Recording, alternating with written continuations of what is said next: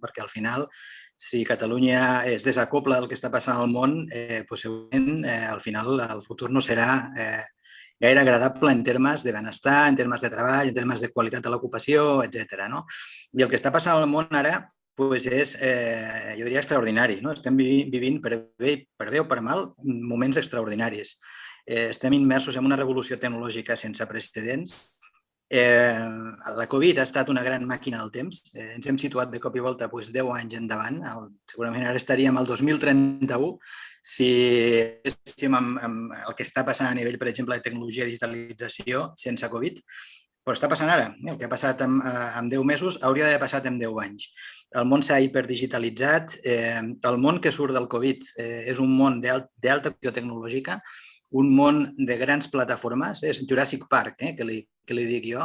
Tenim per una banda Estats Units, que amb les polítiques d'en Biden serà més agradable segurament que el que ha estat en Trump, però no deixarà que els Estats Units caigui en un quart ni en un cinquè lloc. Voldran continuar sent els primers del món i el primer que ha fet en Biden, per exemple, és signar una sèrie d'ordres executives per rellançar la manufactura avançada, la indústria i la tecnologia als Estats Units, que en part es podia entendre que era una de les causes per les quals va emergir en Trump. Quan un país perd la seva indústria, perd les seves classes mitges i al final les democràcies perillen. En Biden justament el que ha fet és una sèrie d'ordres executives per rellançar amb força la indústria nord-americana i competir al nivell de Xina.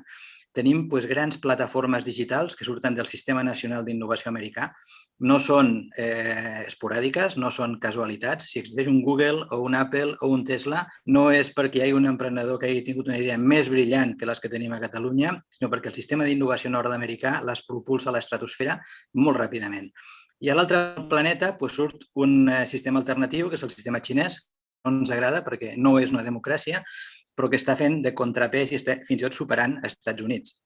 Xina probablement sigui la gran guanyadora de la crisi de la Covid. Els ha afectat molt poc. Evidentment, el seu sistema autocràtic permet que les coses facin molt ràpid a l'ordre. La gent s'ha quedat a casa, s'han destinat molts esforços per desenvolupar una vacuna. Sabeu que Xina també té una vacuna. I al final està una mica in the middle of nowhere en aquest moment, entre dues superpotències que inicien una guerra freda tecnològica similar a la que va passar amb la URSS. Dues superpotències que invertiran quantitats brutals, que ajudaran a les seves empreses, que crearan i projectaran campions nacionals. El que ha passat, per exemple, amb 5G i Huawei. Huawei no és el producte d'un emprenedor xinès que va tenir una gran idea, sinó és el producte del sistema d'innovació xinès, amb uns anys molt elevats. El New York Times deia 75.000 milions de dòlars per fer I+D. I uns mercats brutals, amb la qual cosa qualsevol inversió tecnològica és utilitzada immediatament.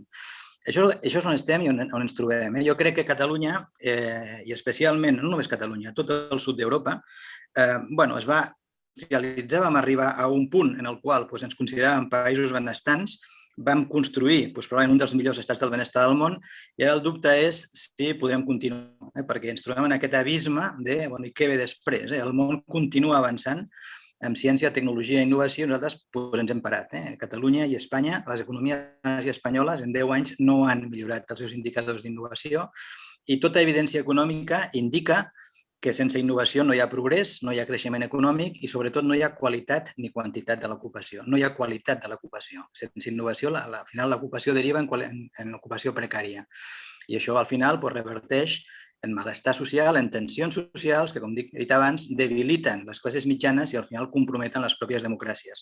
Per tant, és un punt d'inflexió, és un moment en el qual els que em coneixeu, els que m'heu llegit, ja sabeu que soc un pesat amb això, però la innovació hauria de vertebrar els pressupostos de la Generalitat, hauria de vertebrar els pressupostos generals de l'Estat, hauria de vertebrar els pressupostos de la Unió Europea. I la Unió Europea, en certa manera, ja ens ho està dient. Els fons de recuperació no són uns fons de generositat, no venen a dir-nos pobres catalans, pobres espanyols, pobres italians, recupereu-vos. El que venen a dir és última oportunitat, last call, o ara o mai. O realment sou competitius amb aquest model industrial, tecnològic i innovador perquè tota Europa pugui ser competitiva com Xina o els Estats Units, o probablement anireu perdent posicions i acabareu sent un país de tercera o de quarta divisió.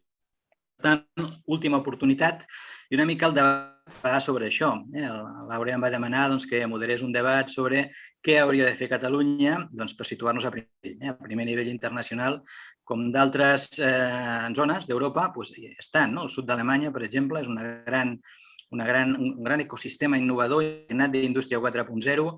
Les zones del nord d'Europa, què ens ha passat, què ens està passant, què podríem fer per arribar al seu nivell. I ja sense enrotllar-me massa més, Àurea, et dono la paraula. Què hauríem de fer o què podríem fer? Bueno, gràcies, Xavier. Per mi és un honor aquí estar amb vosaltres. Més que jo que parli, espero que vosaltres pugueu participar, més amb la gent que veig que esteu connectats. Vull dir que des de la meva humil posició us explicaré una mica quin és el nostre projecte, però sobretot espero que el puguem compartir i que d'alguna manera sigui un projecte construït entre tots. També vull agrair al Torrell perquè també li he demanat, sisplau, que ens acompanyés avui i a tots vosaltres per assistir i sobretot espero que estigueu tots bé amb la situació actual. Com ha dit el Xavier, per la gent que no em coneixeu, jo soc Clàudia Rodríguez i ara mateix soc la responsable d'Innovació, Tecnologia i Competitivitat del Partit Nacionalista de Catalunya. I, a més, la cap de llista de Tarragona i de les Terres de l'Ebre. El PNC, per qui no ho conegueu, és un partit nou, és un partit catalanista i moderat, un primer i únic punt prioritari del programa, que és la reconstrucció de Catalunya. I quan diem de Catalunya és de tota Catalunya. La meva carrera professional ha estat i està relacionada amb la innovació. Jo sóc un tècnic, no sóc un polític. Així que avui volem parlar d'innovació i de futur, no de partits. Us haig de dir que aquests dies em pregunten molt per què una dona com jo està en el projecte del PNC. Doncs per lo que estem fent avui, per posar sobre la taula la innovació com a palanca de futur, perquè, com diu el Xavier, ell no és l'únic pesat, ja som dos pesats i en el meu cas ho he vinculat d'aquesta manera. Aquests dies que he estat voltant per tota la demarcació de Tarragona i Terres de l'Ebre, us haig de dir que he parlat amb molta gent i he trobat molt malestar, molta tristor i molta por. Por al virus, por a perdre la feina, por a no arribar a final de mes, por a manifestar-se políticament i por al futur. I si jo estic en aquest projecte és per la meva por a no saber cap on anem, que és una mica el que el Xavier. El PNC jo el defineixo com una startup política perquè tot just té 7 mesos de vida i sabem que sigui un partit nascut del segle XXI i del segle XXI, però sempre amb un valor i uns valors que no tenim por i això és el que anem repetint. Jo vull fer-vos un petit resum de les idees que nosaltres tenim, però m'agradaria que les discutíssim perquè això va de debatre. No ens han permès debatre amb la resta de partits polítics per la llei electoral, que és del segle passat, i per altres motius, però hem volgut fer un debat obert on tothom pugui, d'alguna manera, aportar i enriquir les idees, que va d'això la democràcia. En Xavier ha fet una reflexió que comparteixo de la situació actual i que les economies mundials s'estan mesurant per la seva capacitat innovadora i tecnològica. Les economies més punteres, com pot ser Corea del Sud o Suïssa, sortiran abans i millors d'aquesta crisi per la capacitat que tenen. Xina, com ha dit el Xavier, té un pla de fa molt de temps i que continua amb una estratègia molt definida que es diu Innovated in China i que indica que vol ser una potència tecnològica. I jo crec que ho serà. Han anat fent els passos diferents programes com la Ruta de la Seda, el programa de les Tortugues Blaves i invertint en startups, recerca i innovació per aconseguir-ho. Com diu el Xavier, els xinos ho tenen clar i als Estats Units sembla que amb el Biden també torna a tenir-ho clar. Europa comença a marcar aquestes polítiques tecnològiques comunes que s'estan determinant, que estan determinant el nostre pla de recuperació. Com diu el Xavier, és gratuït. El que ha començat a fer Europa és a marcar-nos el camí a tots plegats. I aquestes polítiques són molt clares i comença a decidir sobre el vehicle elèctric, sobre el connectat, el 5G, l'hidrogen, una sèrie de temes que bàsicament són política tecnològica. I com diu ell, aquesta és la política que hauria de vertebrar, d'alguna manera, aquesta política d'innovació hauria de vertebrar la resta de polítiques. Pràcticament la Comissió Europea ens està marcant el camí a seguir. Sense adonar-nos ens està dient cap on hem d'anar i quin tipus d'indústries i productes tindrem. Perquè quan determina que invertirà no sé quants milions d'euros amb l'hidrogen o en el cloud de clouds o ens està demanant que fem servir aquest tipus de tecnologies, ens està fent alhora productors i consumidors d'un tipus de tecnologies determinades. I hem de ser-hi presents. Hem de ser-hi presents a Europa. Per posar un exemple que he llegit aquest dematí, Europa només produeix un 10% dels components dels processadors i som dependents del grafit, del liti i de les terres rares, que són necessaris per fer bateries, per l'energia solar, eòlica i per l'hidrogen. Al 2030 sapigueu que necessitarem 18 vegades més liti del que necessitem ara, o sigui que serem 18 vegades més dependents, a no ser que posem-hi remei. En molts casos, aquesta dependència no és dels països, no és una dependència de Xina o dels Estats Units. En molts casos, aquesta dependència tecnològica és de companyies globals. Llavors ho hem d'entendre així. Heu sentit que el cable submarí de telecomunicacions que va arribar a Barcelona el va instal·lar un consorci que està liderat per Facebook i China Mobile. O que el corredor del Mediterrani del 5G, que passarà al costat de l'AP7 perquè puguem transitar amb vehicles autònoms, el lidera Cellnex. O de la mateixa manera que Telefònica ens està dient que dintre dels seus plans estratègics com a empresa tindrem tots fibra òptica arreu i que el 75% de la cobertura del 5G al 2025. Clar, tot això són empreses privades, o sigui que hem d'entendre que la col·laboració público-privada en aquest segle i en aquesta era, com diu el Xavier, de la revolució tecnològica, és cabdal. Per posar-vos un exemple molt pràctic, a nivell d'aplicació, Twitter va silenciar el Trump. O sigui, va decidir que li tallava la seva via de comunicació principal. Per tant, aquesta col·laboració i la relació que tenim amb les empreses i especialment aquestes grans corporacions i d'altres, i les petites i les mitjanes que generen tecnologia i que ens la fan imprescindible, d'alguna manera hem de tenir-ho clar. Aquesta pandèmia també ha accelerat, com ha dit el Xavier, la digitalització, però no la transformació digital, coses diferents. I ha posat de manifest les mancances que tenen les petites i mitjanes empreses. I ha posat de manifest també que si ens en sortim d'aquesta pandèmia gràcies al coneixement, gràcies als investigadors i gràcies a la tecnologia. Per tant, aquest és el model que hem de seguir i, com bé ha dit el Xavier, és el model de valor afegit.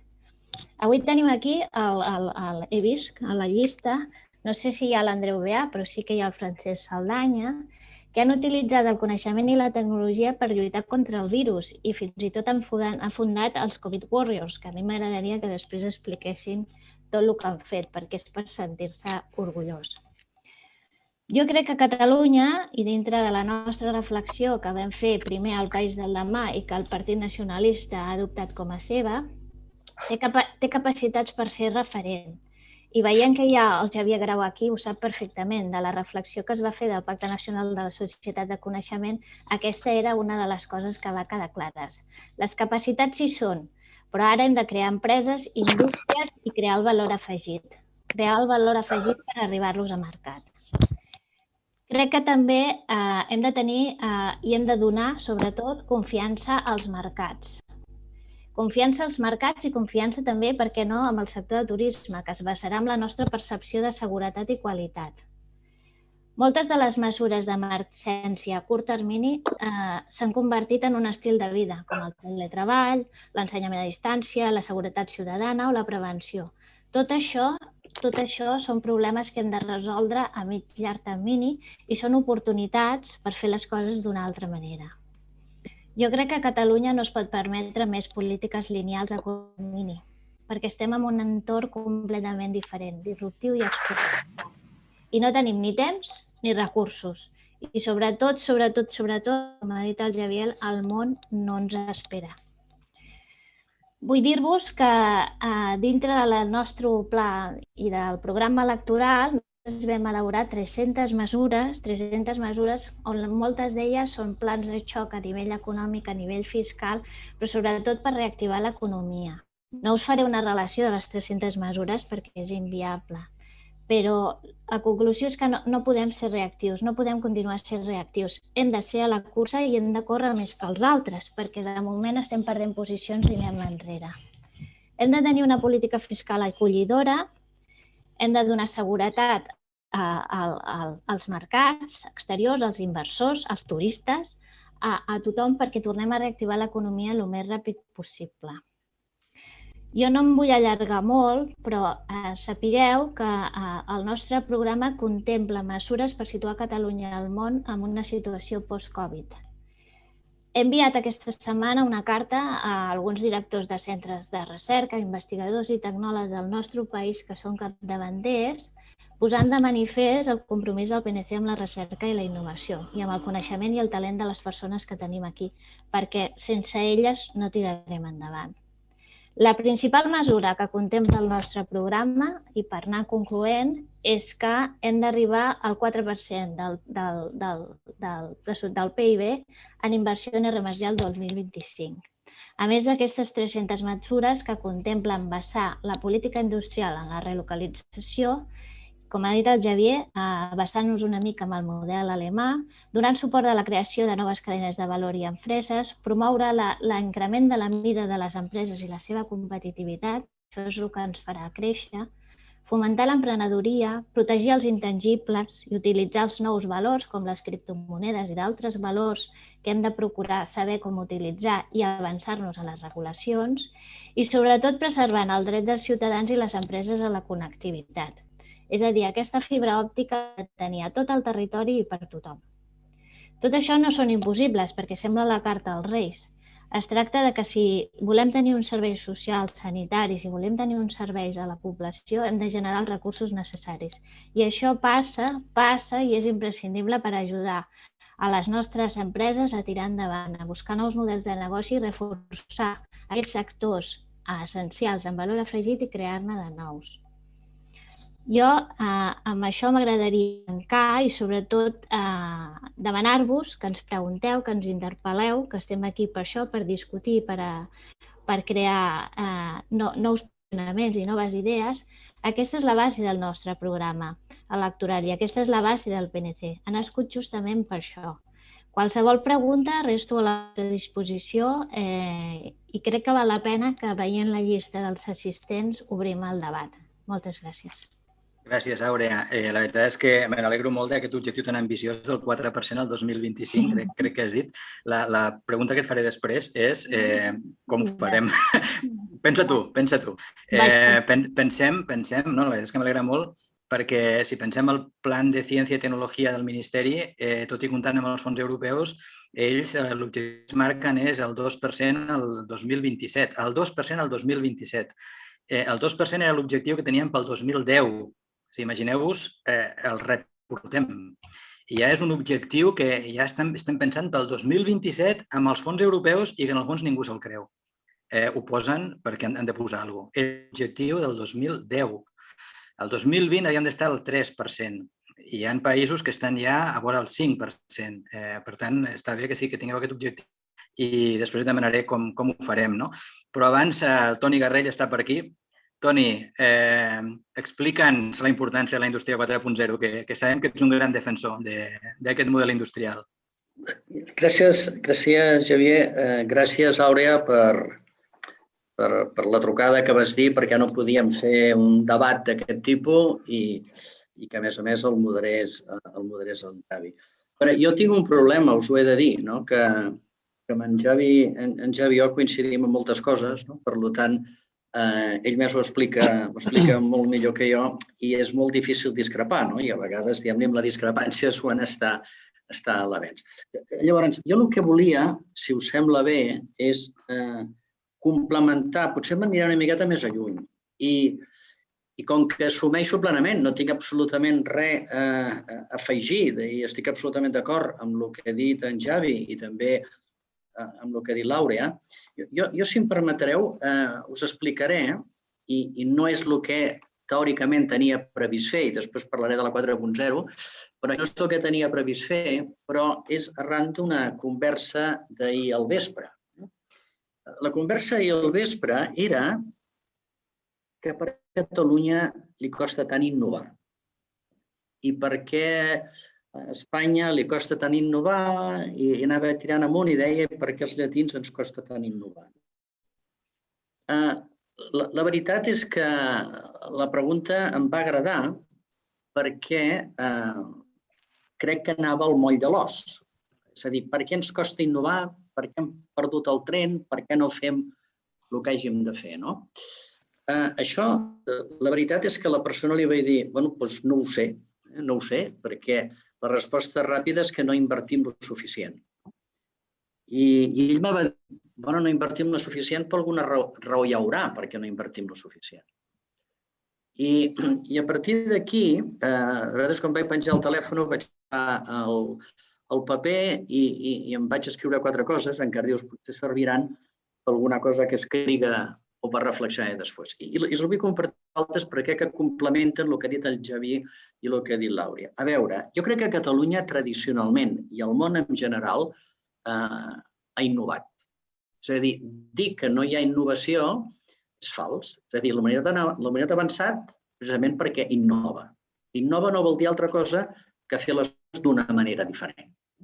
I utilitzant moltes coses, no? Però entre elles aquesta capacitat que tenen els humans, deixeu-me que digui, els humans d'observar i recopilar informació. Si no observes, si no recopiles informació, ets incapaç de canviar les coses, perquè tampoc detectes què estàs fent, no? I un cop recopilat aquesta informació, el següent pas, el clau, és analitzar-la. Analitzar la informació i interrelacionar-la. Perquè fruit d'aquesta observació de la realitat, fruit d'interrelacionar aquestes informacions, el que permet és detectar fets rellevants, detectar punts de funcionament, detectar oportunitats, detectar tendències o detectar punts on hi estem deixant la pell quan, igual fent-ho d'una altra forma, podríem millorar sensiblement.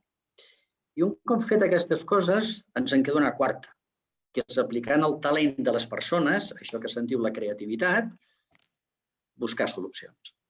Ja sigui solucions per fer les coses millor, que se'n diuen processos, o dissenyar nous productes. No descobreixo res, ni serà difícil contradir-me, si realment Catalunya està plena històricament de persones altament creatives. Capital del disseny europeu, per posar només un exemple. I el món llatí s'ha caracteritzat, a diferència de l'anglosaxó, per ser molt menys metòdic i, per tant, això que en diuen molt més creatiu. Jo la primera reflexió que us vull fer amb això és que en aquest moment el que es demostra és que les coses funcionen quan hi ha una simbiosi entre la metodologia científica, per un cantó, i aquesta lliure capacitat d'interrelacionar coses que és la creació. Per tant, el mètode científic amb el mètode creatiu buscant aquesta relació. Si partint del que he dit ja estem d'acord, que innovar sempre ho han fet i que té aquestes fases, a mi em porten a una conclusió ràpida. Què és el que fa que avui en dia la innovació baixi tan ràpid i per què en certs barris del món va molt més ràpid que altres? I que potser explica el que el Xavi no fa massa dies, també en un article explicava que pràcticament fa 10-11 anys vam perdre el ritme d'aquesta empenta creativa, aquesta empenta d'anar per la innovació. Què és el que a mi em porta a dir amb el que us deia abans? Doncs bàsicament perquè la tecnologia el que està permetent és que aquest procés d'observació i de recopilació de dades sigui molt més ampli, de gran abast i que escapi de les coses essencials on sempre focalitzem la nostra atenció i constatem tots els efectes col·laterals d'aquest anàlisi. Per tant, observar per després analitzar. I aquí ve el següent pas.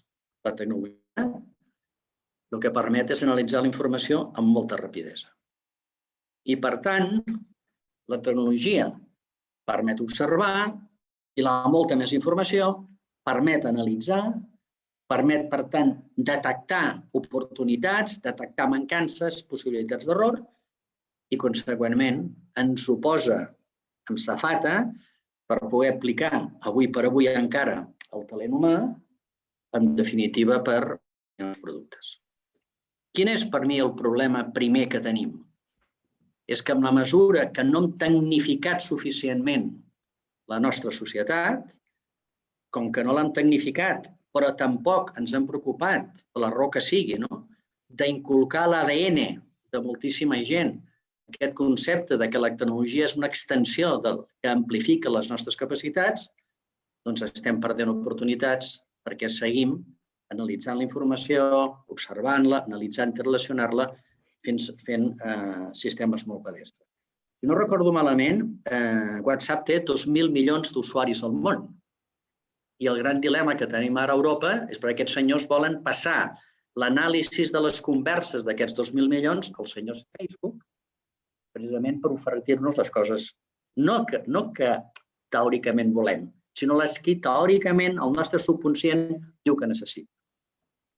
Clar, sense dominar la tecnologia això no es pot fer. Per tant, jo crec que tenim un primer problema crònic, que és el nostre país, que no hem fet una aposta real per la tecnologia.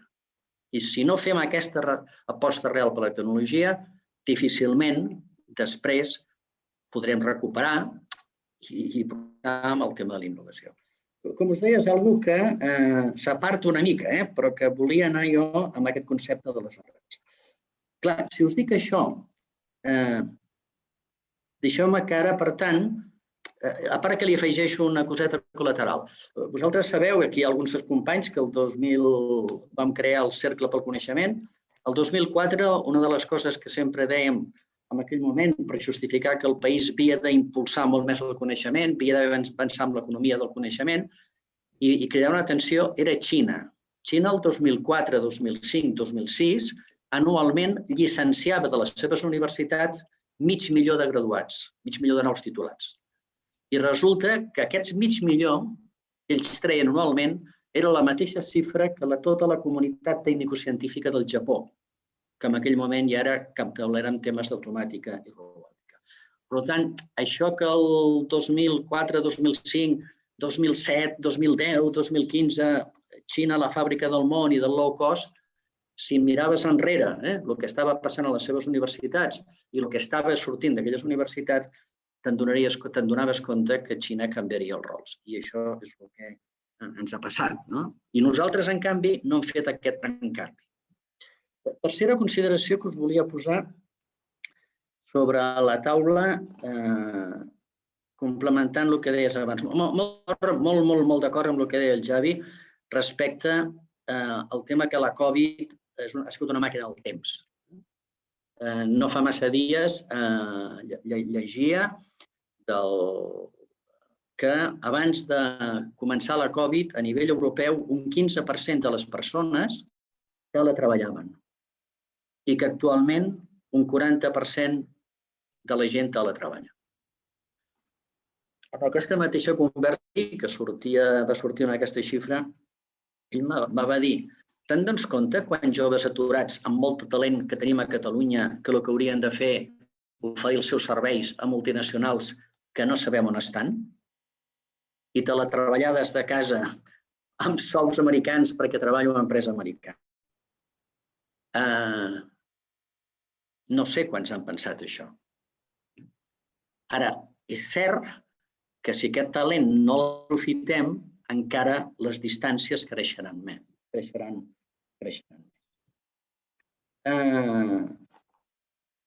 acabant. I després parlo un momentet de la indústria 4.0 molt ràpidament.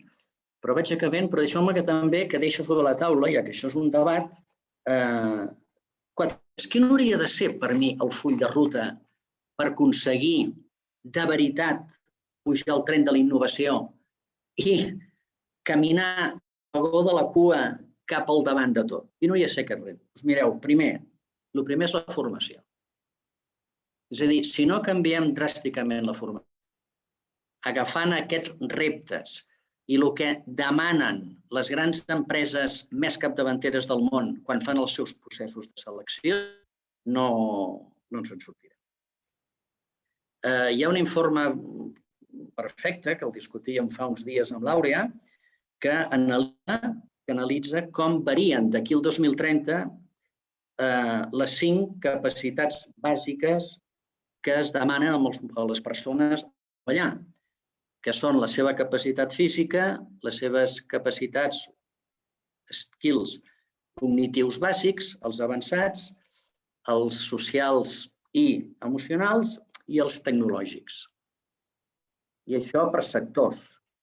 Si mireu amb tots els sectors, el que diu aquest informe, també d'Europa, és que aquest skill indiscutible de cara al futur són els associats a les tecnologies. No va allò de ciències i lletres, sinó les de la tecnologia. El mateix passa amb els temes socials i emocionals, parlant del 2030.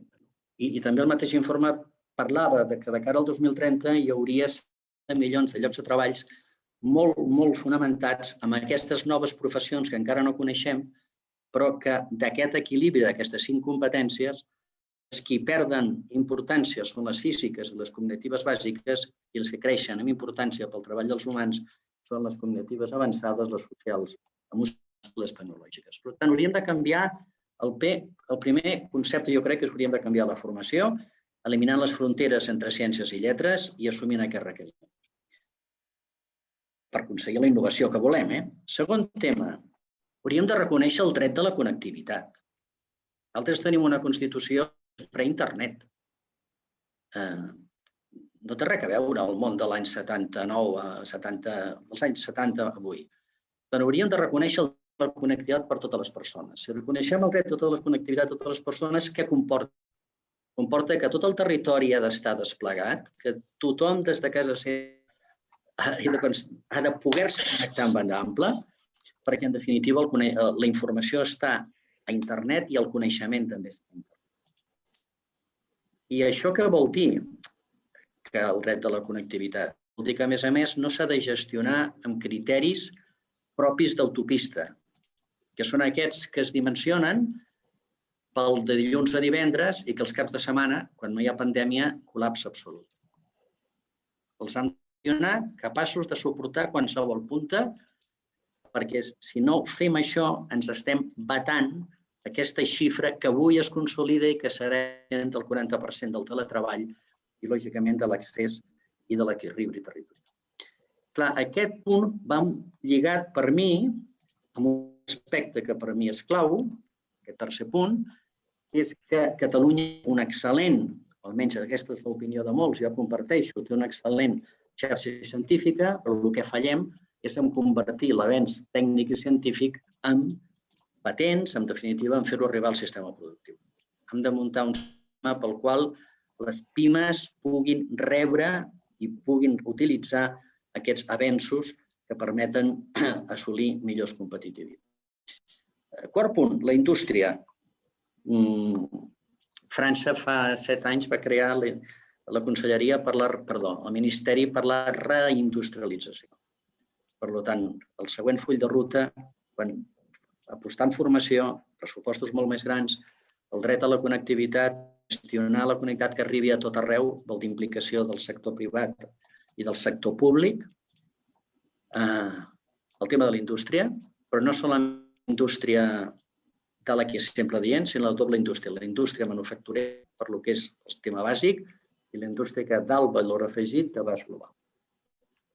I l'últim punt, que és Catalunya no solament ha d'usar tecnologia per innovar, sinó que hauria de ser capaç d'invertir per desenvolupar tecnologia. Catalunya i Europa. És a dir, si no la desenvolupem, la tecnologia, doncs estem a l'albur. A mi sempre m'agrada dir què passaria si un dia els americans li cauen els cables i ens tanquen els satèl·lits que ens donen el país.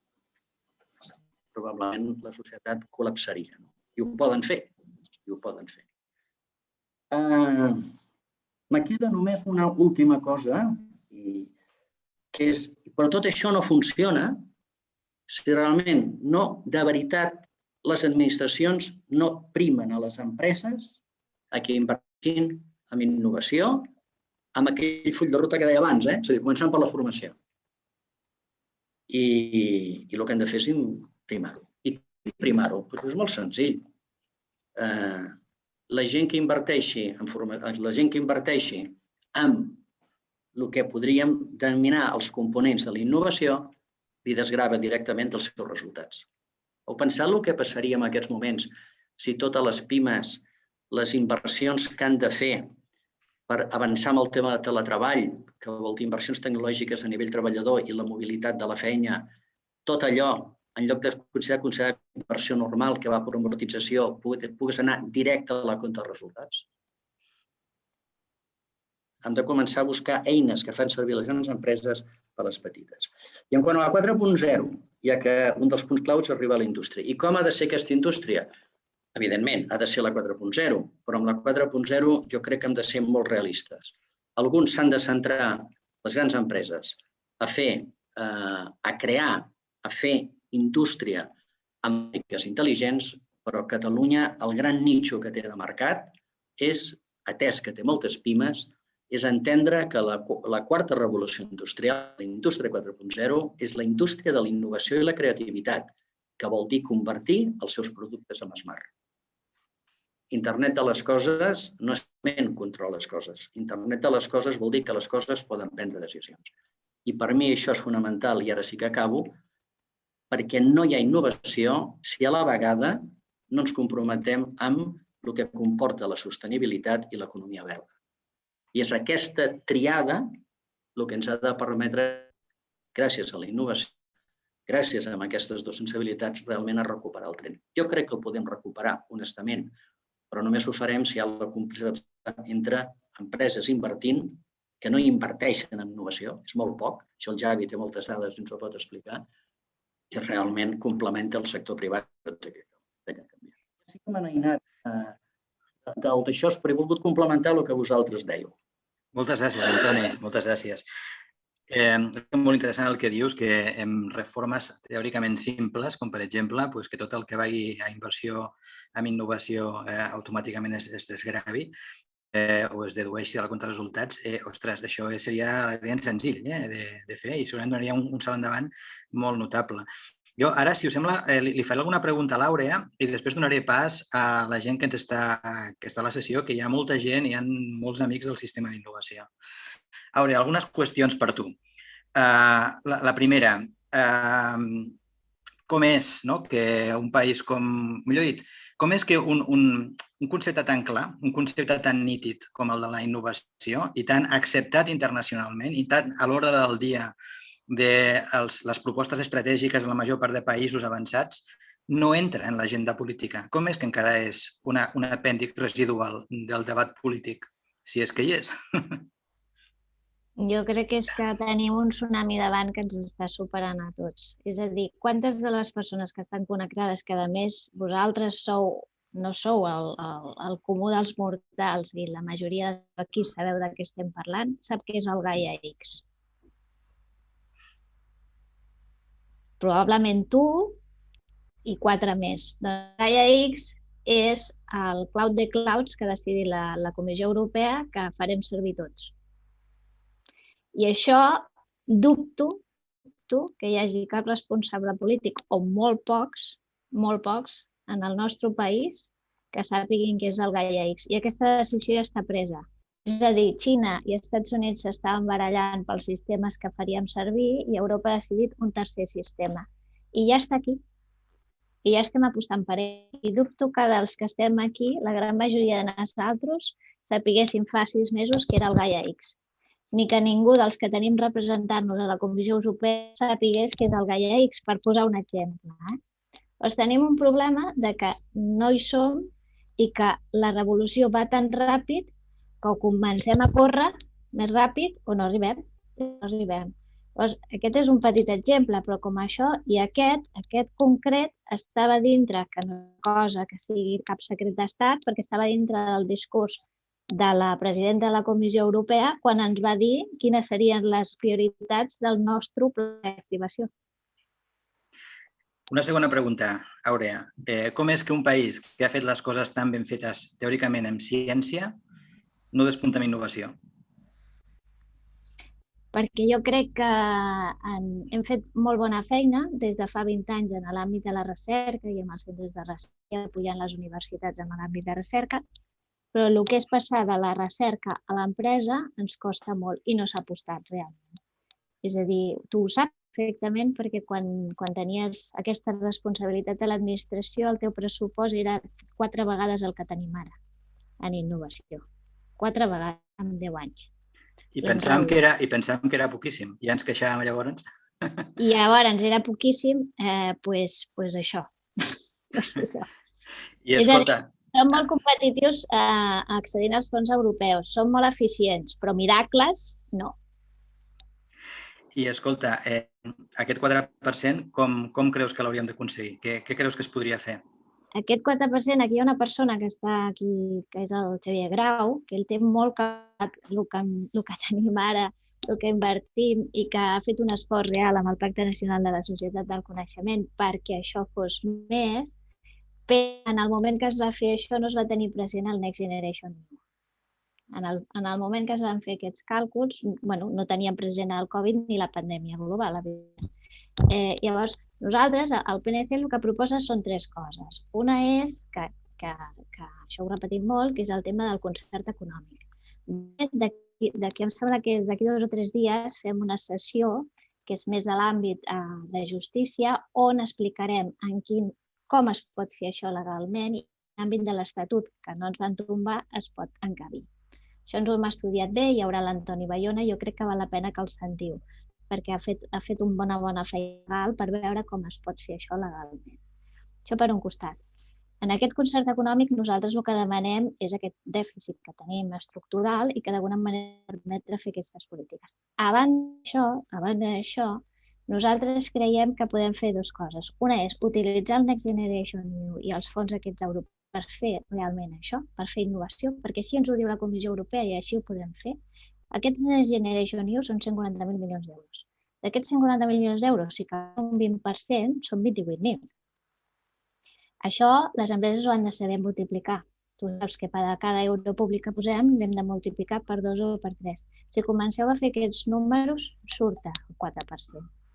Surt el 4%, que és el que hem d'anar generant d'aquí al 2025, mica en mica, amb grans salts, per poder generar això. No només això, sinó que la Comissió Europea ha fet el pressupost més gran que tinc mai, la Comissió en Innovació, que té diversos programes de fons europeus que directament, d'alguna manera, convoca la pròpia comissió, però hi ha diversos programes, entre d'altres el de digitalització, el de sostenibilitat i el propi Horizon Europe, que és el d'innovació de tota la vida, per entendre'ns. Si tot això ho posem junt, arribem al 4%. Jo coincideixo, Àurea, o sigui, jo ratifico el que dius perquè jo també he fet els números, òbviament, moltes vegades, i sé que és una qüestió de posar-hi gasolina, com tot, no? Si poses recursos, evidentment, amb els instruments adients, amb efecte multiplicador, o sigui, en projectes que tinguin interès empresarial i que per cada euro públic s'aixequin 2 o 3 euros privats, això ha passat tot arreu del món.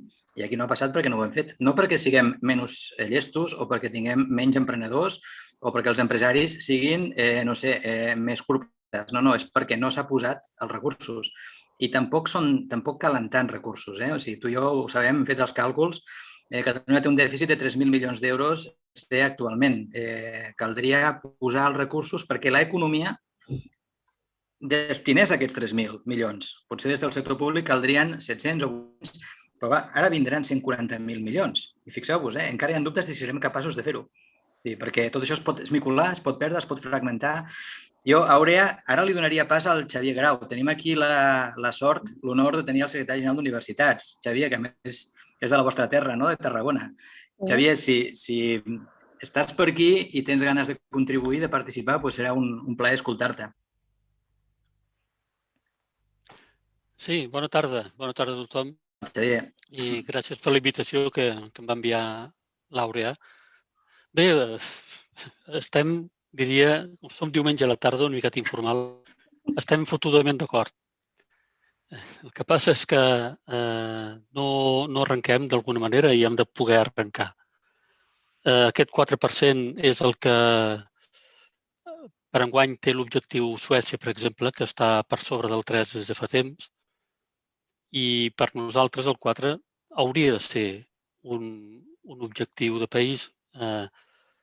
Estem a l'1,5, grosso modo, i abans d'arribar al 4 hem d'arribar al 2 i després del 2 hem d'arribar al 3. Jo ho veig que ha de ser més progressiu. Me sembla que el termini posat més... Les coses... La veritat és que tenim pressa, ens apreta, perquè efectivament ningú ens esperarà. I la nostra economia, si no fem l'esforç diferencial de passar de la cua cap al davant, com deia l'Antoni abans, si no fem aquest esforç diferencial, doncs seguirem darrere, traient la llengua i com una economia supeditada als que sí que estan fent o estan podent fer l'esforç d'alimentar la seva locomotora, la seva màquina de tren. El que és precisament un teixit productiu innovador, que inverteix pel seu propi interès en el seu propi coneixement i que internament transforma en valor afegit. I això a casa nostra no ho tenim prou. S'ha dit abans també, tenim forces vímets, tenim les nostres possibilitats, però efectivament cal, com diu el Pacte Nacional per a la Societat del Coneixement, perquè d'això es tracta, poder ser una societat del coneixement, calen polítiques per poder incentivar la transformació, sobretot en el teixit productiu. No es pot suplir públicament el dèficit d'inversió en el sector productiu. No es pot suplir, però sí que es pot incentivar. I aquest és el nucli del tot el que diu el pacte. Arribar, allí diu el 3%, tant de bo sigui més ràpid, encara que, permeteu-me una dosi de realisme, jo, si el 2025 veiem el 2,5, estaria contentíssim. En tot cas, no serà per moderació. El que hem de provar, crec, és activar, i aquests fons europeus ens poden ajudar, a activar tots els mecanismes per incentivar que el teixit es transformi en un tractor i en una demanda de coneixement. Crec que massa vegades se diu que aquest sistema de recerca no transfereix o no sap transferir. Bé, això permeteu-me que digui que no és així. Les universitats, les fundacions, les OTRIs, estan transferint des de la universitat cap al sistema productiu català en una dimensió equivalent, de fet és superior, a la que les mateixes entitats fan a Finlàndia cap al sistema productiu finlandès. De fet, la qüestió és que allà hi ha un BTT que té una dimensió molt superior en transferència a la que tenen les pròpies universitats i fa aquesta feina. Aquí, a casa nostra, aquest és un instrument que hauríem de poder desenvolupar. És Eurecat. Eurecat és l'instrument que, si l'incentivem públicament, inversió pública, pot anar a aquesta comunicació entre la capacitat que n'hi ha prou i la demanda que encara no és suficient. Són moltes les coses que hi ha pel mig. En tot cas, hem de procurar-nos alguns instruments, política industrial, política empresarial, segurament alguna de legislació laboral que permeti que les empreses vulguin créixer, poder ja poden, que vulguin créixer i que per aquest creixement vulguin invertir part de les seves vendes en el propi coneixement. I pel camí, si això es aconsegueix, o en la mesura que es aconsegueixi, es tiraran del nostre sistema de coneixement. no podem pensar que podem seguir invertint en el sistema de coneixement si la demanda no creix de manera accordingly. Aquest és el que em preocupa de tot plegat. A veure si tenim sort. Moltes gràcies, Xavier. Veig per aquí també que hi ha el Joaquim Coelho, que, si no m'equivoco, ha estat en el Consell Assessor dels fons Next Generation, perquè he vist, Joaquim, algun article a premsa. No sé si pots contribuir, sobretot per aclarir una mica com aniran aquests fons, si tens informació o donar-nos la teva perspectiva, si tens ganes de participar. Bueno, a veure, puc dir poc. Hi ha molt a dir, però jo diria que les possibilitats que tenim de... És a dir, ara s'han de presentar bons projectes, aquesta és la qüestió, d'aquests projectes que la Generalitat ha recollit i ha publicat. N'hi ha alguns que són bons, n'hi ha alguns que no tant, però jo crec que s'han de presentar bons projectes i aquests bons projectes han de tenir 5 característiques clares. Primer, saber exactament què es vol fer. Segon, quin és el marc, és a dir, el business, quin és el marc inversor i el retorn de l'inversió. El tercer és qui és el responsable. Això sembla una cosa molt evident, però no ho és gens. Això jo crec que és molt important, saber qui és el responsable del projecte, qui donarà compte dels fons rebuts i dels préstecs que ha de tornar. El quart és aquest producte, aquest nou servei, com arribarà al mercat. I el cinquè és, en cas que la situació econòmica canviï, tots aquests són programes a llarg termini, quines són les mesures que es prendran perquè dintre d'un nou marc econòmic el projecte continuï. Jo crec que aquestes qüestions són bàsiques i llavors jo crec que en aquests moments tenim una col·lecció de projectes vàlids, molt vàlids, però, i amb això acabo, són projectes que s'han presentat com a possibilitat, com a responent a una demanda. Per tant, són projectes individuals. No és un pla industrial o científic o tècnic, no ho és. Jo crec que la responsabilitat de les administracions públiques en aquests moments és convertir aquests projectes individuals que per si mateixos són valuosos en un pla conjunt. És a dir, que no hi falti res, que no hi hagi una manca d'oportunitat, que no està cobert i que siguin coherents, que no es solapin, que col·laborin entre ells. Jo crec que aquest és el repte que té Espanya i té Catalunya. I jo crec que això és important. Però l'esforç inicial de presentar projectes bons hi és, i això obre les possibilitats de fer aquests passos que acabo de... Gràcies. Joaquim, hi ha una pregunta que no sé si tu pots contestar, que hi ha un cert neguit sobre si una part d'aquests fons aniran a les pimes. Tu saps com es gestionarà? Si hi ha una segmentació? O quina idea tens al voltant d'això? Bueno, jo crec que, a veure, les pimes per si mateix tenen sempre més dificultat per presentar projectes, perquè moltes vegades no tenen els recursos per fer-ho o no tenen la capacitat financera per presentar un pla. És que per presentar-lo, per sostenir-lo, no? A mi em sembla que sí, però jo crec que, evidentment, hi hauria d'haver, i de fet el nostre grup és el que busca, impulsar les primes, si no a pilotar, en alguns casos sí, es poden associar, però almenys a participar. I a través d'una contribució amb una empresa tractada que piloti un projecte d'aquests.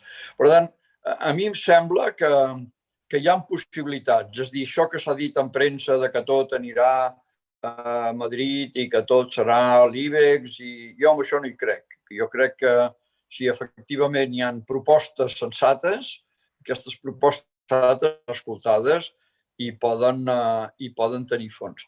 I per últim dir que aquesta és una oportunitat que no veurem amb la nostra generació, que tenim una certa edat, però inclús jo diria els que en tenen menys, no ho tornarà a veure. Això no es tornarà a produir en 30 anys.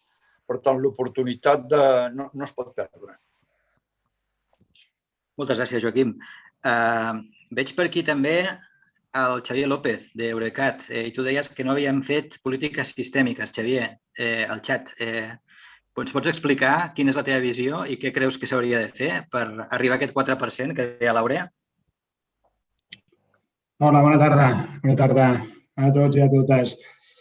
Bé, jo tinc la percepció, em sembla que compartida amb molts de vosaltres, de que la diagnosi aquesta del sistema d'innovació a Catalunya l'hem fet de forma reiterada, no? I sabem on estan els dèficits. No? Jo esmentava en el xat, en primera instància, tots som conscients de que hem tingut pocs recursos públics i també privats, no?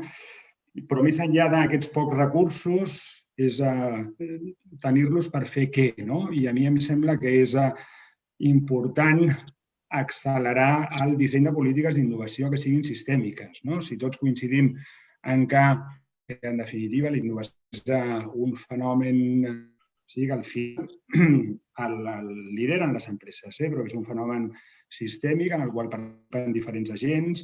No hem tingut en el país polítiques orientades a incentivar el que és la concurrència de generació de coneixement i el trasllat d'aquest coneixement cap al mercat a través d'aquestes polítiques sistèmiques. Jo us puc parlar en primera persona, no? I aquí hi ha també altres representants d'altres agents del sistema d'innovació. Si no m'equivoco, perquè hi ha un director, l'Emilio, de l'ICIC, per exemple, que està aquí també compartint aquesta xerrada. Cadascun dels centres cerca, per exemple, o les universitats han tingut els seus recursos per fer possiblement escassos, però per fer però hem tingut molt pocs recursos o incentius veritablement per generar col·laboracions sistèmiques entre nosaltres i les empreses. I, per tant, jo crec que una bona part d'aquestes polítiques d'innovació de futur haurien de tenir aquesta visió més holística, més sistèmica. Abans el Xavier Grau també parlava de la política industrial. Jo entenc que la política científica, la política tecnològica, la política industrial haurien d'anar completament de la mà i haurien de ser parts d'un mateix tot, perquè si no ens fem un fart de parlar del sistema d'innovació, però que al final no trobem com a sistema. I jo crec que aquesta és una de les grans febleses del... Una de les coses, permet-me, Xavier,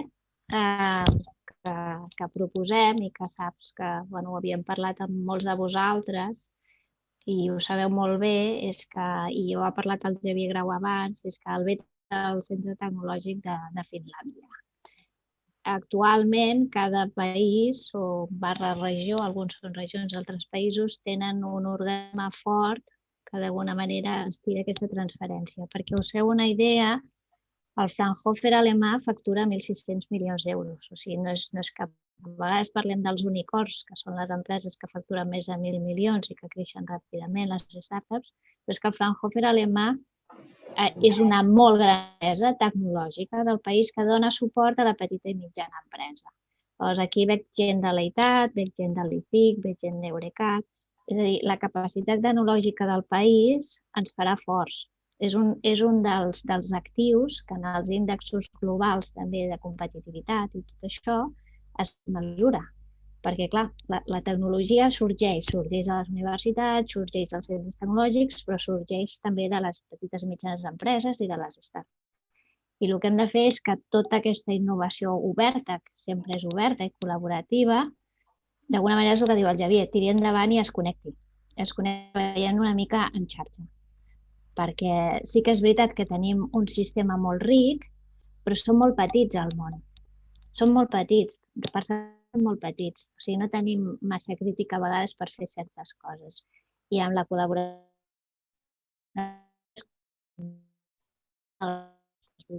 que aquesta capacitat tecnològica de Catalunya ens posicioni. I no només això, sinó que sigui la nostra marca.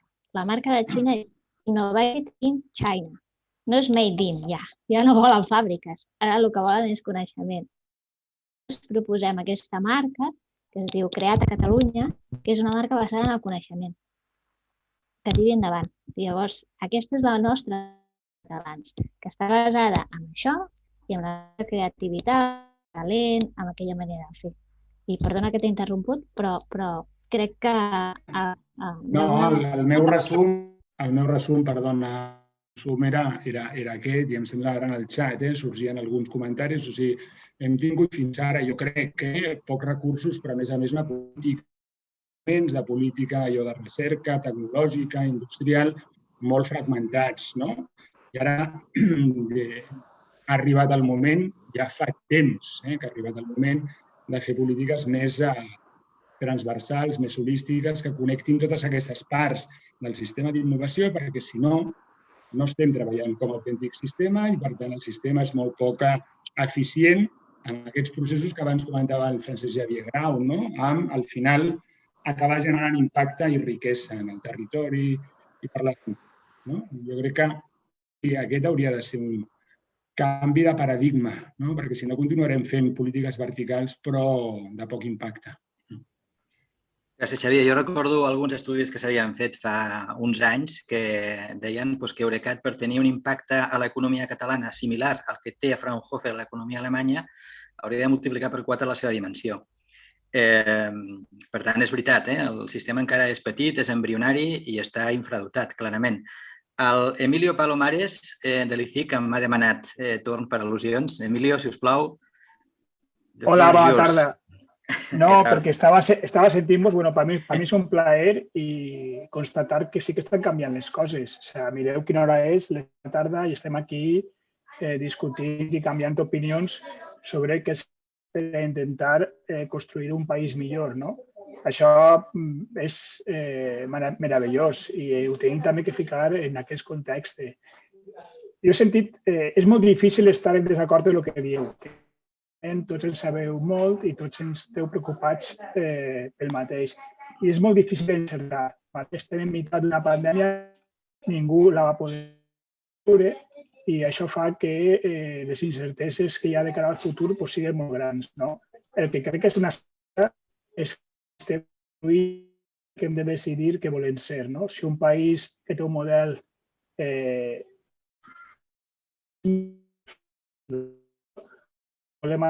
i un model que es basa en el coneixement. I això és la realitat. Hem de decidir què és el que volem fer, perquè el Covid passarà i llavors tindrem que decidir si són brilles o empreses.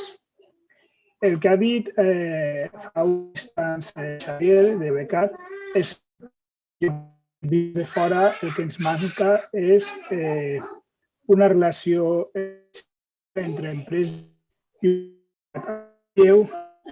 era un dels primers speakers per innovar. Que vinc del saxó, us puc dir que a mi em va cridar molt l'atenció la manca de programes empresa-universitat. És a dir, a Holanda, per exemple, n'hi ha programes en els que per cada euro que fica l'empresa, el govern fica un altre, però el projecte ha d'anar junt empresa, centre tecnològic o universitat. I això fa que molta gent que treballa en aquests projectes a la universitat després d'aquestes empreses. D'acord? És a dir, hem de mirar què fan els altres països i hem d'intentar aplicar-ho aquí també. I després, a mi em surten molts dubtes perquè sempre parlar molt d'indústria 4.0, algú ha mencionat al xat indústria 5.0, i la meva pregunta és, realment estem capacitats per a donar aquest salt i competir amb Huawei i amb Google, sabent que som un país que la indústria que té bàsicament és la construcció i el turisme. És a dir, quan arribem a estar a l'altura d'aquests països, que no ens haurem deixat moltes coses al darrere. I això també ho hem de pensar. És a dir, jo crec que falta una anàlisi de quines són les nostres fortaleses i també quines són les nostres debilitats. I no estic d'acord en què és la manca de diners. Diners n'hi ha. El que passa és que hem de saber tindre un pla amb objectius clars. No es poden fer plans a 4 anys i amb objectius que canvien quan canvia el govern. Això no ho fa cap país que vulgui ser sèrio. S'ha de tenir un pla a llarg termini, amb molt clars, i jo crec que doncs, aquest Next Generation tenim aquesta oportunitat. I crec que era Coelho el que dia des d'ara també no tenim més i que aquesta reunió d'avui és un començament molt bo per a intentar vertebrar idea de que cal aquesta visió que tenim del nostre país i apostar realment per allò que capdavanters en alguna de les coses que hem discutit aquí, però no en totes. També hem de ser conscients de que no hem de fer volar coloms. No podem ficar els dits a tots els pots. Hem de tindre l'objectiu, com a país, anar a per ell i hem d'anar tots en la mateixa direcció, perquè a tot no podem arribar. Aurea, jo et convido a que trenquis dos mites a partir del que ha dit l'Emilio. El primer és, potser no estem a l'alçada, potser no tenim aquesta estructura industrial com per competir al màxim nivell, no? O igual sí, igual tenim els campions ocults, no? Gent invisible capaç de competir a un nivell global, no? Jo crec que també. I el segon mite, si em permets, és no tenim els recursos. Necessitem tants diners per fer-ho que és impossible. Va, trenca aquests mites. No, tres coses. Quan dius lo de la indústria 4.0, el Japó ja parla de la societat 5.0, que he vist que el Sergi de l'Etat ja ho reflexa aquí, que és simplement agafar totes aquestes tecnologies i posar-les al servei de les persones. Bàsicament aquest és el concepte. Jo t'haig de dir que jo, com que treballo amb la petita i mitjana empresa, estic d'acord i en desacord amb tu, perquè hi ha molta petita i mitjana empresa, sobretot mitjana, d'aquestes que diuen Xavier, que molt d'escarro i es tiraran en un futur i que el que hem de fer és regar-les perquè creixin. En sectors determinats tenim que s'han de fer créixer i posar-hi valor afegit. O sigui, nosaltres som el primer clúster agroalimentari que ha agroalimentació, no ens oblidem d'això.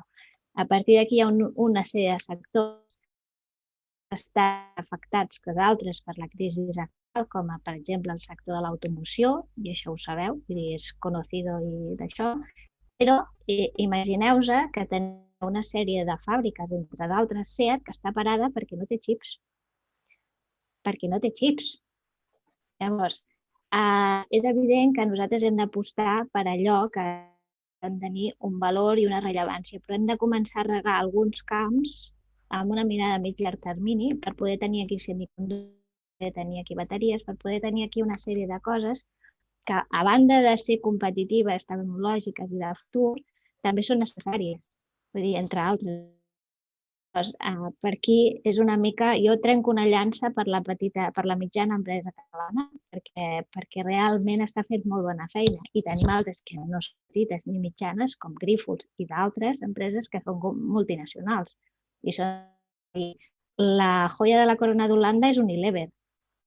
Nosaltres també hem de cuidar una mica les nostres joies de la corona. Aquí hi ha persones que jo coneixo que estan apostant per crear un unicorn a Tarragona. Vull dir que aquí lo dejo. Joan Albert, has aixecat la mà. Vols intervenir? Estàs en mute, Joan Albert.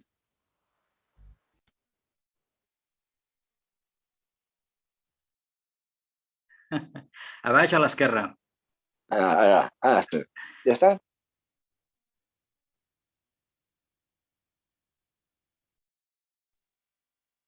La sentiu ara? Sí, et sentim. Ara pots intervenir. Ara no. Jo el que volia comentar, ara sí? Vale. Jo el que volia comentar és que la innovació pot ser de producte, de procés o de presentació del producte. És a dir, jo crec que hem de classificar una mica la innovació per poder avançar. La innovació de producte, hi ha metodologies per crear productes. Per exemple, es pot fer un mix entre dos productes i crear un producte nou. Més un camió, el que fan és fabricar una furgoneta, per exemple. La innovació de procés és molt important. Per exemple, Hewlett Packard tenia una fàbrica aquí a Sant Cugat de 200 treballadors que fabricaven impressores perquè el que sortia era enviar-les des d'aquí per l'autopista al rest d'Europa que no fabricar-les a Xangai i enviar-les en contenidors aquí perquè les impressores, la capsa de l'impressora sempre és molt grossa i té poques per container. I és que la idea al sud-est asiàtic, però enviar-les en containers aquí, les impressores embolicades amb paper de plàstic de costat i els pagats per un altre. A mi van reduir els costos de transport des d'aquests països que fabriquen i van tancar la fàbrica de Sant Cugat. I també hi ha innovació de presentació. Per exemple, IKEA el que ha fet és una innovació a la presentació dels seus productes. L'embolcall, el que embolica el producte és el manual. Aquesta empresa la fabricació de manuals. L'altra cosa és que el Toni ha parlat que a Catalunya hi ha molts creatius, però la innovació moderna no necessita una persona. Això és la innovació. La moderna necessita equips multidisciplinars que parlin del que saben per al producte que s'està creant. La innovació ha de deixar de ser una cosa individual per ser una cosa col·lectiva. I aquí és on ve també una altra cosa, que és que a Espanya en general no hi ha innovació de les empreses. Per exemple, la 3M, l'empresa 3M d'adhesius, i de moltes coses, té una innovació molt fort. Li permet a cada empleat tenir un 10 o un 5% del seu temps de treball dedicat a pensar. Un empleat de 3M, amb el seu temps lliure, diguem-ne, de pensar coses, va descobrir una pega que enganxava molt poc. Això va ocórrer crear els pòstits, els papers que s'enganxen i que es desenganxen. Això va néixer d'aquests surtos que deixaven les empreses. Però com les empreses que han de deixar temps a la seva gent perquè pensi? És molt important. Una és que el pas de la innovació, de la investigació a la societat no té per què ser tan directe. Si Einstein hagués preguntat en què hauria d'investigar jo a 1905, hagués sentit que tenia que investigar i fer innovació a les màquines, a les locomotores de vapor, que no tenien prou rendiment en aquell moment. I que Einstein va fer una teoria que va servir al cap de 40 anys. Un altre tema que també volia apuntar-vos, vaig molt ràpid, és que no totes les innovacions tenen que ser tecnològiques. Jo treballava en una entitat que havia fet una innovació que li permetia evitar l'angoixa dels clients a la cua. I vaig dir, què fer? Dic, rellotge. Sense rellotge la gent no es posarà nerviosa. Una altra cosa que estem parlant és de la transformació. Hauríem de ser una mica més breus perquè ens queda molt poc temps.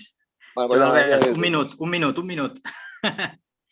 Jo crec que no només ha d'innovar, sinó que l'administració ha de donar exemple també innovant. Per exemple, justícia és un lloc on es podria innovar. Es podria innovar amb eines de control de flux d'informació i fer una justícia eficient, que la justícia és un desastre. L'administració ha d'afavorir la innovació, però també l'ha d'exercir. Sí, estem d'acord, Joan. La veritat és que és una pregunta que no està resolta. O sigui, és un fenomen tan complex, però hi juga molt management. És un management d'organització, de màrqueting, es pot innovar en qualsevol part de la cadena de valor. Però dit això, la tecnologia cada cop és més important, és la que genera més avantatges competitius. Això és una mica el que ens diu la investigació, el conventional wisdom sobre innovació. M'han demanat una pregunta del professionalista, però no sé qui és perquè jo veig PNC. Soc jo. Perfecte. Tu just com a PNC, perfecte. Molt bé. No, més que una pregunta, una consideració que amb l'Àurea n'hem parlat alguna vegada. Jo crec que un dels grans reptes és la reforma de l'administració pública i tota l'amalgama de burocràcia que s'ha ficat a sobre per tal de gairebé d'impossibilitar a l'emprenedor tirar endavant. Jo us ho dic per pròpia experiència personal, tant des de dins com des de fora. És a dir, és tremendament complicat davant del marc legislatiu que s'ha anat creant al llarg dels anys, ser emprenedor amb una certa acceleració. Si tots entenem que aquesta acceleració és cabdal davant d'un present que és completament accelerat i que la innovació requereix d'aquesta acceleració. Per tant, una de les grans apostes també és la reforma de l'administració pública. Entenent, com ha dit l'Àurea, i si no, Àurea, em corregeixes que n'hem parlat tu i jo, que tenem que parlar d'una reforma de l'administració pública que passi de lineal a circular. Totalment. I això ens farà canviar una òptica cultural molt important i alhora ens estalviarà una de costos impressionants. A tal punt que està previst que el 40% del planter de la Generalitat de Catalunya els propers 10-15 anys es jubili. I la pregunta és, Àurea, tenim que substituir aquest planter al 100% o podem aplicar la tecnologia per realment ser més eficients i més eficaços des de la pròpia administració pública? Jo crec que són dues coses, i me disculpes, però l'administració i l'altra és la regulació. Una cosa és la pròpia administració i el servei que dona i l'altra són els tràmits que posem per crear una empresa. Explicar les dues coses, o sigui, el que fem i com ho fem, les dues coses. Aquest Covid, el que ens ha fet, aquesta pandèmia, el que ha fet és que de sobte ens hem trobat en una situació tan anòmala que hem decidit, d'alguna manera, crear un estat d'alarma. L'estat d'alarma, tot. És a dir, les licitacions es feien en 2 mesos, els expedients, tot ha anat molt més ràpid per la pròpia situació extraordinària, però això vol dir que ho podem. Això vol dir que està comprovat que es pot fer, inclús ara. Amb els mitjans i l'administració que tenim ara es pot fer. Si es vol fer uns dies, amb un estat d'alarma, es fa. Per tant, vol dir que es poden fer les coses. A banda d'això, també ens hem adonat una altra cosa, que estem en un món digital i que, per tant, l'administració ha de tenir les eines adequades per fer les coses ben fetes, perquè si no ens trobem amb tramitacions d'autònoms que queden petjades, ens trobem amb expedients que queden al limbo i ens trobem amb coses que encara van en paper. Vull dir que això per una altra banda. I la tercera és, jo crec que ha de funcionar amb criteris de meritocràcia. És la millor manera de que funcioni. I això, dintre del programa del PNC, ho sabeu que hi és, i que volem una administració de les eines del segle XXI amb funcionament del segle XXI, com bé diu, circular. Vull dir, tenim una jerarquia molt establerta que l'únic que fa és entorpir. Vull dir, no funciona això. Llavors, a partir d'aquí, el que hem de fer és tenir totes les eines necessàries perquè aquesta administració se'n surti i que premi el talent, perquè hi ha molta gent, molts professionals a l'administració que són grans professionals en el seu. Aquesta gent ha de tenir suficients per fer la seva feina, perquè si no també genera una frustració. En aquesta situació de pandèmia, molta gent a l'administració té una sensació de frustració molt gran. No poden donar el servei perquè no tenen les eines. I al final t'has de posar al telèfon i contestar preguntes que no tens les eines per respondre-les. I això també s'ha de saber. Per tant, per mi hi ha 2 temes. L'altre tema és la regulació. Simplificar els tràmits. O sigui, sembla que les empreses, cada vegada que intenten fer alguna cosa li posem més traves. Les han de simplificar. Els tràmits, doncs que a Estònia tu pots muntar una empresa en un dia i telemàticament. És possible. Es pot fer. Però aquí hauríem de tenir la regulació suficient com per això fer-ho possible, tant pels requeriments com per la fórmula en si de fer-ho. Les 2 coses. Sí, jo l'altre dia vaig escriure perquè és així. Dic, és super... Estem en un món global. Jo puc escriure el que em doni la gana a les xarxes socials i ho veu tot el planeta Terra. Però no puc anar a TV3 a fer un debat. Això no encaixa. No encaixa. O sigui, a mi em pot sentir el planeta Terra i no senyora d'aquí del Creixell. Això no encaixa, o sigui, estem en una disintonia amb el que és el món i el que nosaltres estem fent en el nostre petit món. I el petit món cada vegada serà més petit, perquè és que al final ens passaran per davant. I aquesta és la reflexió que saps que alguna vegada hem parlat amb tu. Àurea, hi ha un parell d'intervencions més. Ja estem pràcticament al final. Sergi Ginevera, sisplau, un minut, perquè si no ens anirem molt de temps. Sí, bona tarda, gràcies. Àurea, felicitats a la presentació. Una pregunta respecte a l'estat de país. Jo, que tinc contacte professional amb Alemanya, evidentment que l'Ander té una innovació que estan seguides pel govern federal.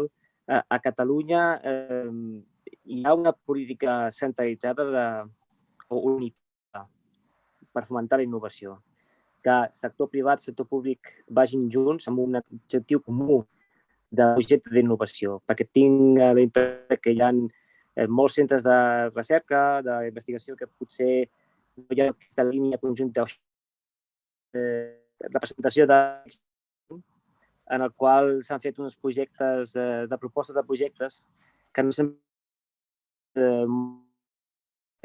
impressió meva, no és que potser estigui equivocat. Aquesta és la meva pregunta. Hi haurà la voluntat d'una unida, tota la Generalitat, empreses tinguin aquest projecte d'innovació de país? Ho ha dit i jo estic totalment d'acord. Aquest món, o tot funciona. La innovació és cooperativa, o sigui, cap de nosaltres, ho ha dit també el Joaquim Coelho, pot anar sol. Vull dir, les grans empreses necessiten a les startups, a les petites, als centres tecnològics, a tothom per una mica complementar allò que no tenen o per fer allò que no poden fer perquè són elefants. Llavors, d'alguna manera l'administració han d'anar plegats, perquè si no ens en sortirem. I dintre de l'administració també ha d'haver-hi una estratègia col·laborativa que en certa manera en l'àmbit de la innovació s'ha de consolidar, vull dir, clarament. Clarament, aquest ha de ser el pal de paller de la nostra política futura, clarament. Hi ha una qüestió d'un tal JR, però no veig qui és. Em demana... Sí, estic aquí una mica fosc, estic al sofà de casa. Pots presentar, sisplau? És que jo no veig el teu nom. Sí, ràpid.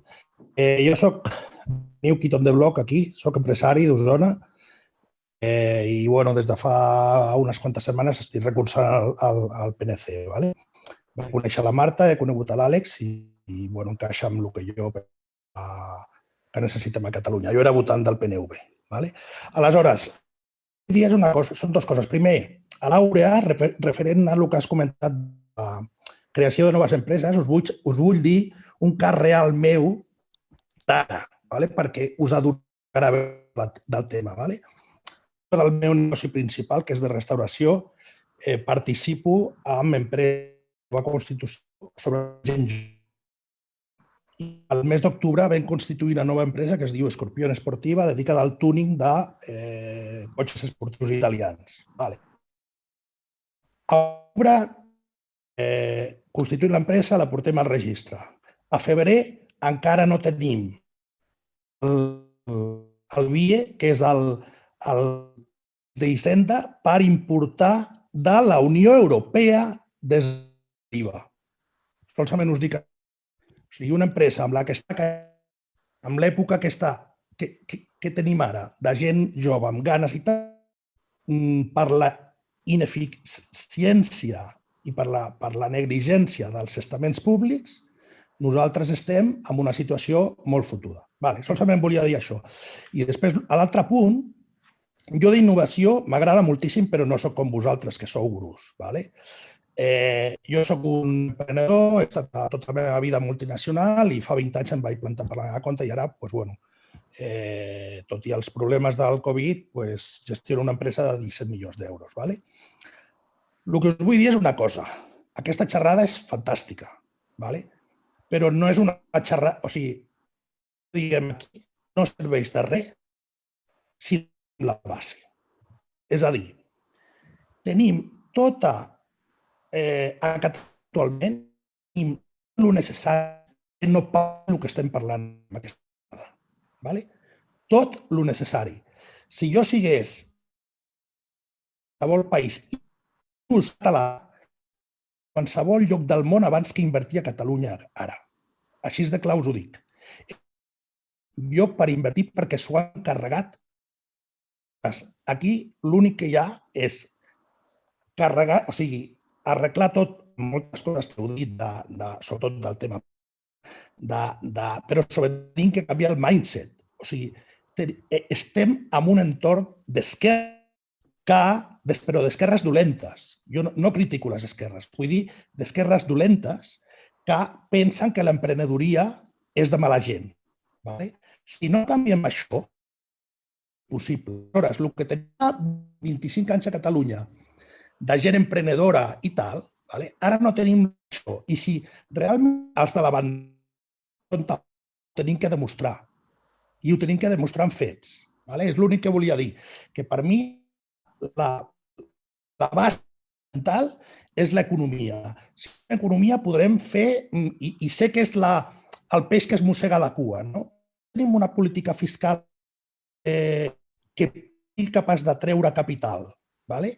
Si no aprimem l'administració i si no ens carreguem un tou de funcionaris brot, si la principal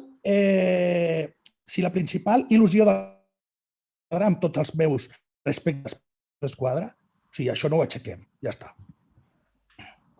Bueno, el nostre lema és aixequem Catalunya.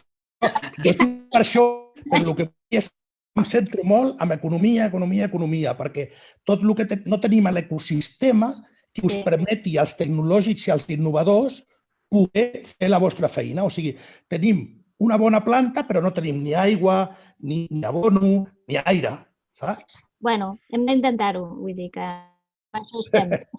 Vinga. Moltes gràcies. Jo, si us sembla, ho deixaria aquí amb algunes reflexions finals. Em permets un comentari final, sisplau?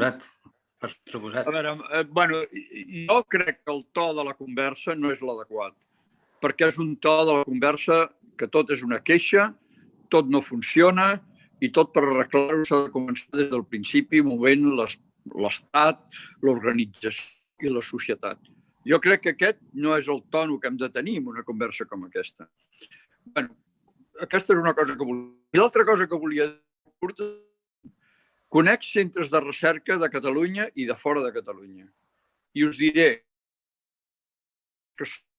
però la recerca que tenim a Catalunya són infinitament millors o molt millors que i naturalment de l'Estat. Una raó fonamental per la nostra gent, perquè els nostres centres de recerca són molt mestissos, gent de per tot arreu. Hi ha gent que ve a treballar aquí. Gent, vull dir, si aneu al BCC, 700 persones, el 60% són fora de Catalunya i Espanya. I això és una riquesa. Això no passa. Per tant, jo el que diria és, primer, no ens queixem tant, no vulguem arreglar-ho tot, perquè anem arreglar i valorem el que tenim de positiu, que hi ha moltes, per exemple, la capacitat dels nostres centres de recerca. Això, senyor Coelho, estic totalment d'acord. Bueno, però no ho diu, però vostè no ho diu. Això s'ha de dir. És a dir, no pot haver-hi un to de conversa com és aquesta si no es diuen aquestes coses. Perquè tothom es queixa. No tenim l'esperit, no tenim el coratge, tenim una... Bé, en fi, no repeteixo el que s'ha dit. I jo crec que el to d'una conversa com aquesta ha de ser molt més propositiu, molt més assertiu i molt menys queixós. Comentari que vull fer.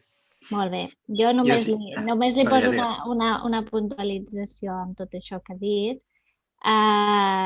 Crec que, d'alguna manera, aquest és un projecte constructiu. De fet, el que hem dit és que volem reconstruir i, de fet, en l'àmbit d'innovació és el que estem intentant.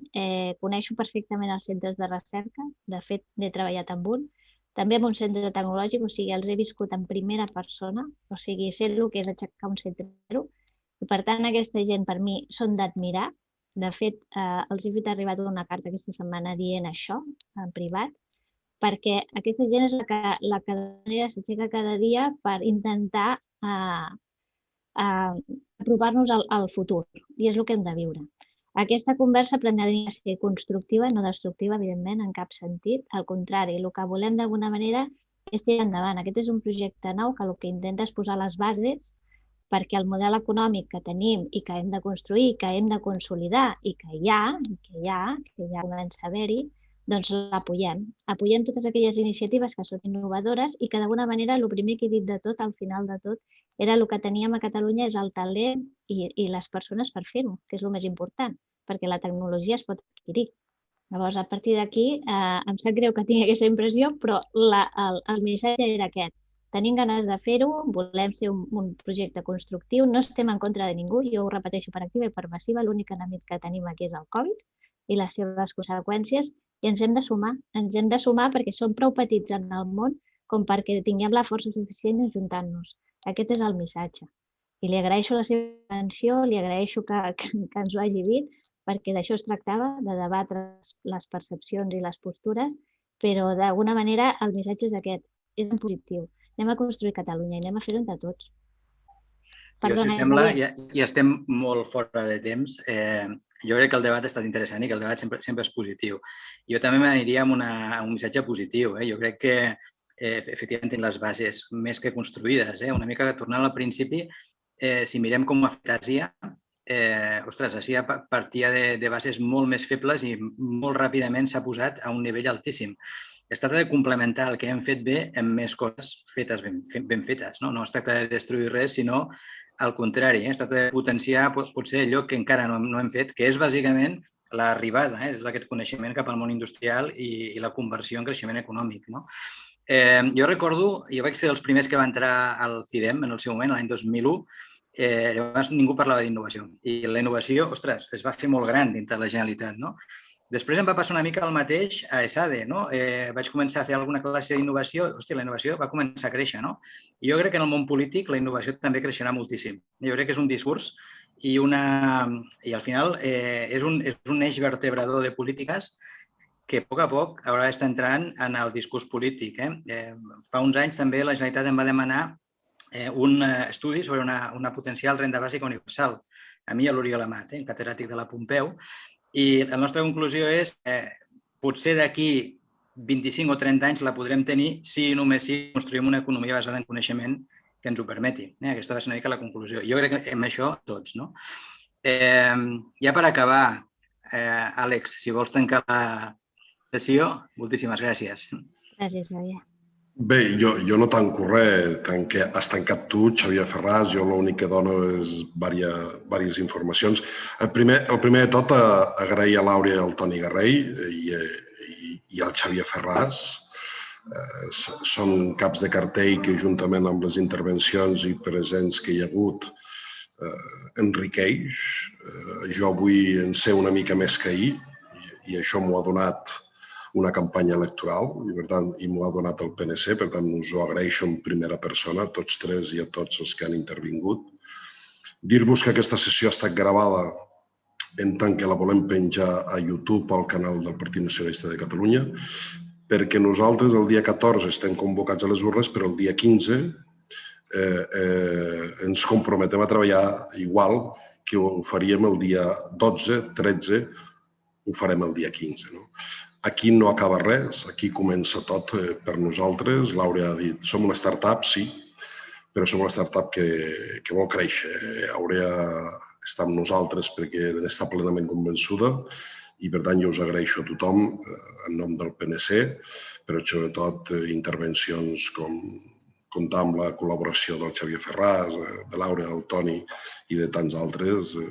Simplement us en dono les gràcies perquè en contextes com el que estem avui és difícil a vegades parlar d'innovació, parlar de competitivitat empresarial i vosaltres ho heu fet possible. Gràcies i, escolteu, us tornarem a convocar fora del context electoral perquè volem continuar treballant, volem que aquest sigui l'eix vertebrador i l'Àurea en sigui la principal responsable i líder de tot aquest canvi cultural i sobretot de tot aquest món startup i d'allò que en dieu com els millors innovació. Moltes gràcies a tothom. Moltes gràcies. Una abraçada.